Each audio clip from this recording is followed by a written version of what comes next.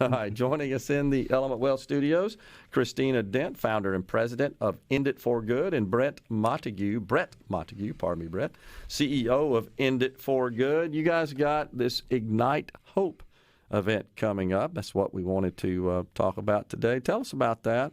First, Brett, if you don't mind, tell our audience, remind our audience what the End It For Good organization's mission is, what you're all about, what you do. Yeah, thanks, Gerard. Thanks for having us on our show, too. And don't worry about the faux pas on the last name. I've been called a lot worse. So End It For Good is a grassroots organization in Mississippi that invites people to support approaches to drugs that prioritize life and the opportunity to thrive. So through our various programs that basically boil down to storytelling, community education, and advocacy, we help people see that if we address drugs as a health issue, that we could dramatically decrease crime, reduce overdose death rates, restore broken families, and minimize preventable incarcerations. Gotcha. All right, so tell us about the Ignite Hope event coming up. Christina. So tomorrow night at St. James Episcopal Church in Jackson, it's a free event. It's open to anyone. You can go to enditforgood.com/events and sign up. Join us tomorrow night. And it is a invitation for people to come. It's a 2-hour event. I'll lead about a 30-minute presentation. When you think presentation, you think boring. This is not it. It's a very fast-paced, engaging, lots of different visuals to get us thinking about the root causes of harm from drugs and options for solutions that actually reduce harm, like Brett was talking about. This is our 29th community discussion in Mississippi. This month is actually the 5-year anniversary of the very first time I ever hosted a discussion. Back then, I had never even thought about starting a nonprofit or anything. I just wanted to get some people together to talk about solutions to a problem that I saw as a foster parent, and wanted to see, are other people in Mississippi open to rethinking what we're doing with drugs? And that ended up growing into bigger and bigger discussions in other parts of the state, and now a nonprofit. And we just hired our 5th team member, so it's continuing to grow, and Mississippians are interested in alternatives, and that's what we're going to talk about tomorrow night at St. James, and invite anyone who wants to come and join us and be part of that. Gotcha. How are we doing from a policy perspective in Mississippi? Have we made some strides? Have we made some positive advances along those lines? Yes, I believe that we have, Gerard. That's a very good question. As you know, in 2020 there was a ballot initiative, to set up a medical marijuana program because of some technicalities around the Constitution. That got reversed, but it got through the state legislature last year. So our legislators, they are doing their part, putting their front foot forward.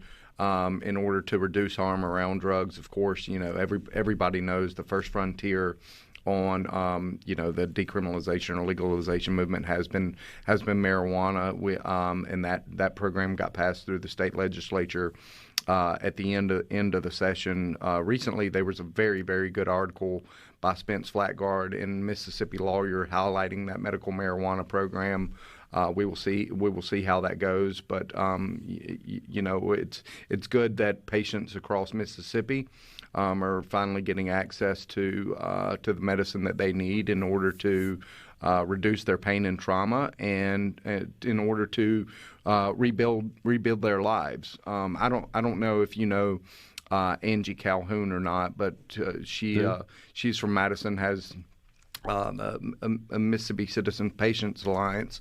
And the story of her and her son with his illness and having to leave our state and move out of state so that he could lead a productive life was unfortunate for their family. But, she was a pivotal player in getting that law passed. That law is now passed. And her son is back here in our state, and he is working and living, and their family is back together. And that's what we want for families. Yeah, totally understand. What about at the federal level, Christina? Are there some efforts there? Are there some policies that your organization and maybe national organizations that are involved in the same advocacy are promoting or pushing? Yeah, so Brett and I were actually just in Washington, D.C. as part of the Cannabis Freedom Alliance. End It for Good is part of that. Americans for Prosperity is also part of that. And it's a group of more free market organizations, conservative organizations that want to see the federal prohibition on cannabis lifted, to send it back to the states, let states make their own laws related to that. And we see that as a really positive move forward. Right now, there's a lot of chaos that comes from having something prohibited at a federal level but legal at a state level, and what do law enforcement do with that? And there's lots of problems with banking. It has to be a cash-based industry, which incentivizes crime because you've got all these dispensaries with cash. And so we definitely think, whether or not, we always think about it as whether or not we want people using marijuana. I don't have any interest in using marijuana personally. But what's the best way to handle marijuana in a way that reduces harm to people? And we see the prohibition of it as not stopping very many people from using it. Almost 50% of citizens have used marijuana, but rather it just creates all of these negative outcomes by prohibiting it. You get this underground market, you get contaminated substances. People think they're using marijuana and they're actually using something, sprayed with rat poison or who knows what someone's selling on the street. And then you have all these incarcerated consumers. And so we see ending that federal prohibition as a fantastic move that allows states, it's not saying you must legalize at the state level, it's just saying take it back to the states and let them do what they want with that. If they have a legal program, it can continue. If they have prohibition, that can continue. But at least it would allow states to operate in a functional way around this industry. Okay, so to be clear, I just want to make sure that I understand what the position is. You're not necessarily representing that you're for just all 50 states legalizing recreational marijuana. For example, you just believe that the federal government should send it to the states and let the states decide, much like we just did with the Roe Dobbs case. I mean, essentially that's what that did. And it didn't outlaw abortion. It just sent it back to the states to make that decision at the state level. Yeah, so there's specific legislation currently. Nancy Mace, who's a Republican congresswoman, has introduced the States Reform Act, which would do that, we think, in a conservative free market way, which is, we think, a lot better. And so that's specifically to do that. As an organization, End It for Good, we would hope that states would then consider to bring that market legal again. But again, that's up to the states then. Sure. And at least it removes a lot of the chaos that's surrounding this competing legislation at the state and federal level. But we would want to encourage people to think beyond just moving it back to the states and say, then what is your state going to do with that? Right. And how can you actually handle cannabis in a way that's less harmful to people and to the community and to families that might be getting torn apart through unnecessary incarceration? Yeah, I mean, I think we've got maybe on the most generous example, least restrictive example is, I think it's the state of Oregon, if I'm not mistaken, that over the last year pretty much just decriminalized all drug use, if I'm not mistaken. Is that possession? Yeah, yes. possession. Not okay, sale. thank you. Yeah, thank you. Gotcha. Not sale, but the possession. And typically, if you're possessing, you're either using, but it's illegal to sell it. So, so they're kind of maybe that's what Oregon feels like makes sense for them. Not sure anything like that would ever pass, say, in Mississippi, in a more conservative state. But the point is, it's decided at the state level. Exactly. Yeah, and that makes total sense. And I agree with you. There is a lot of confusion with respect to operating a medical marijuana program. Even simple things like the banking and the depository relationship, that gets complicated when you've got a product that is still on Schedule 1 at the federal level, because you've got national banks, you've got state banks. They may look at that differently. We're already seeing that in the state of Mississippi. So there just needs to be some clarity more than anything, and some consistency. And having that fall on the states makes a lot of sense. If you can hang around, I want to ask you just about how we're doing in the next segment. You got time? Can Absolutely. you hang around? And talk to you about how we're doing with respect to incarceration, and just justice policy in general. We can talk about that when we come back. We got Great. Christina Dent and Brett Montague from End It for Good. Stay with us on. All right, we are back in the Element Wealth studios with Christina Dent, founder and president of End It for Good, and Brett Montague, CEO of End It for Good. So, appreciate the discussion in the last segment, just kind of catching us up on the mission, the advocacy work, where we stand on that. But certainly justice and justice reform. This has been a hot topic, honestly, at the state level, in this state, across the nation in general. We got lots of folks that are locked up that really didn't hurt anybody, as I like to say, didn't take anybody's stuff, but they broke some of our drug laws. And not only are they locked up, and I don't feel like often getting any better, they're just looking at the four walls inside of a jail cell, and I'm maybe exaggerating a little bit, but you get the picture. But more importantly, as a taxpayer, I'm paying to accommodate them. And they're, in many cases, in most cases, not a risk to society. Where are we on that? I know that's kind of a mouthful to set up the discussion, but help me out here, Christina. Where are we on that? What are you seeing, and what are people comfortable with? What are lawmakers thinking about?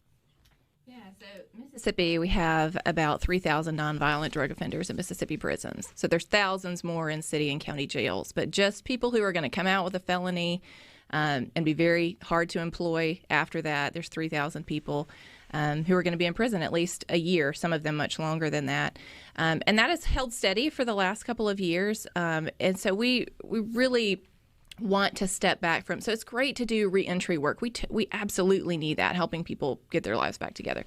But we have to look at the front end of that. Is it easier to help someone with a felony be able to navigate and have a thriving life for the next 40 years?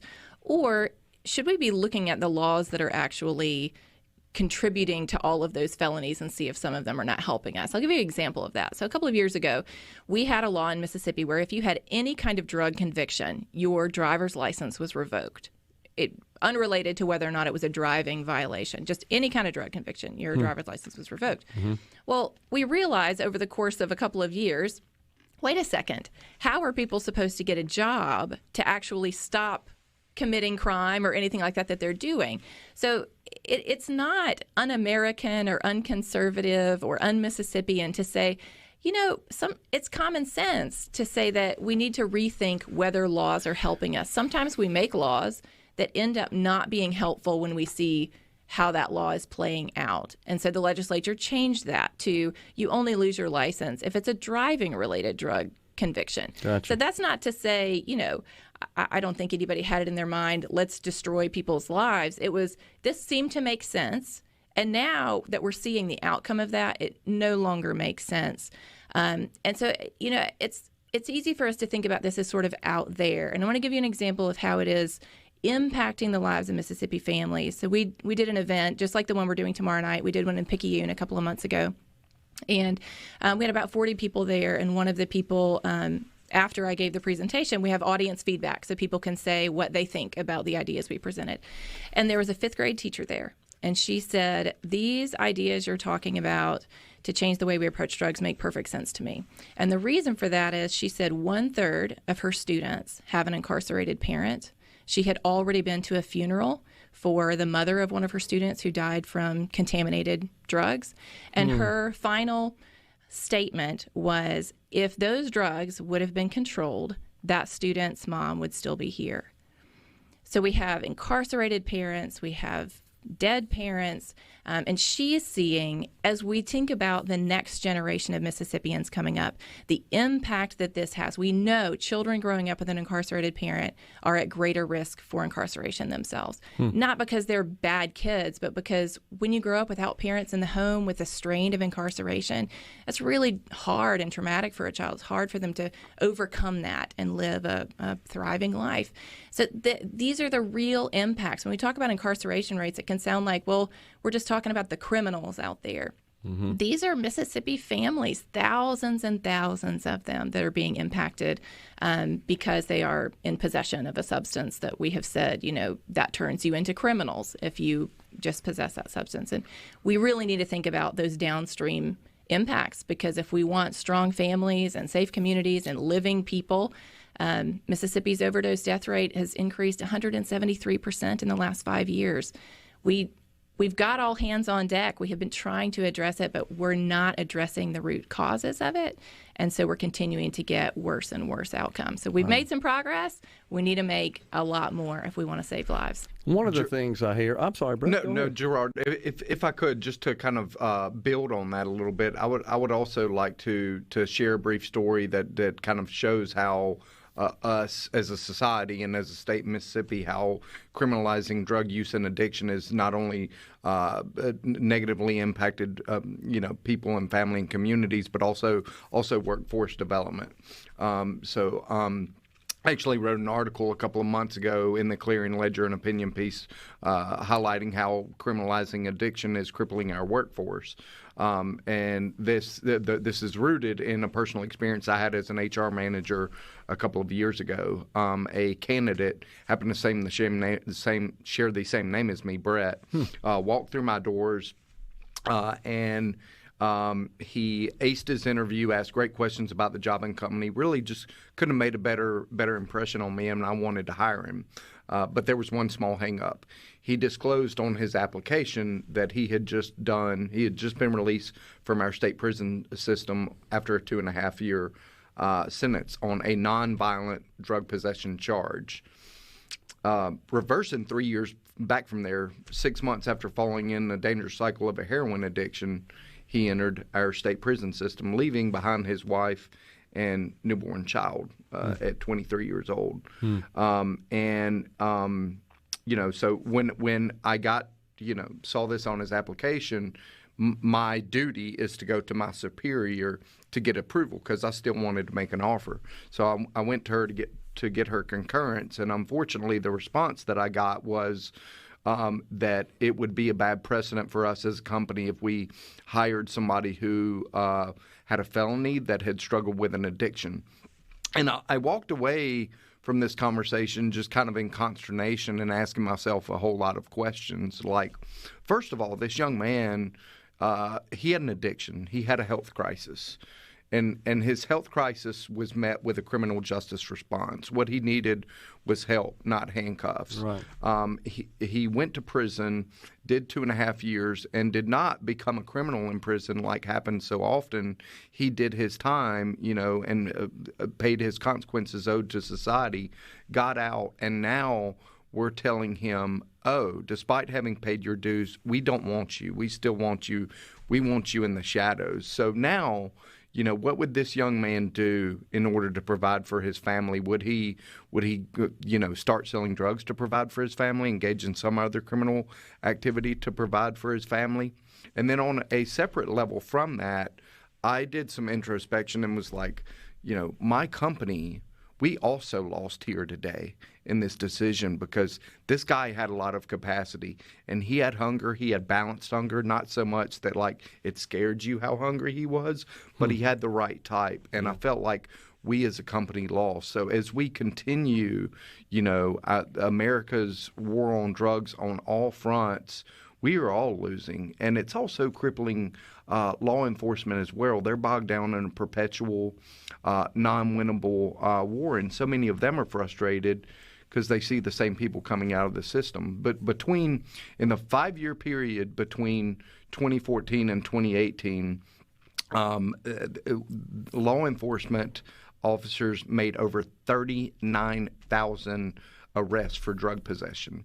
39,000. That is a lot of time and resources spent where we could, they could be engaging in prevention education, and or solving other violent crimes where families aren't getting justice, and a whole lot of other things to, keep our community safe and families unbroken. That's and those amazing. Are Mississippi numbers. Those are not, national numbers. Yeah. These are our neighbors, our communities. It's impacting us. Wow, that is amazing. Appreciate you sharing that story, Brett, and the statistics as well. So, sounds like we got work to do, but most importantly, it feels like, Christina, Brett, you and your organization, you're stimulating the conversation. Absolutely. That's the main thing. Yep. We can't solve problems unless we have a dialogue going on. Amen. And we'll be further stimulating it tomorrow night here in Jackson at St. James Episcopal Church. Sounds great. Appreciate it. Good to see you guys. Thank you, Gerard. We'll be right back here in the Element Wealth Studios. Middays will continue.